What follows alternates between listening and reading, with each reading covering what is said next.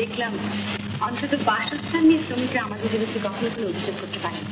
এসব আগে কিন্তু কিছুই ছিল না। কিন্তু আজ তো আছে। হ্যাঁ আছে। তাহলে না প্রত্যেক বিষয়ে কেন এত অসন্তুষ্ট? ব্যাপারটা কি জানেন, পৃথিবীতে ভালোভাবে বেঁচে থাকবার অধিকার সবাই সমান, এই কথা কোনোদিন স্বীকার করা হয়নি বলেই যত। কিন্তু যোগ্যতা অযোগ্যতা বলে তো দুটো কথা আছে। নিশ্চয়ই আছে, সকলের যোগ্যতা শিক্ষা বা প্রতিভা তো সমান না।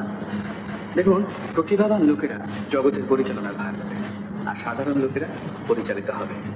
কিন্তু এইসব সাধারণ লোকেরা তাদের দৈনন্দিন প্রয়োজনগুলো যদি সবাই সমানভাবে না পায়, অসন্তোষের সৃষ্টি হবে।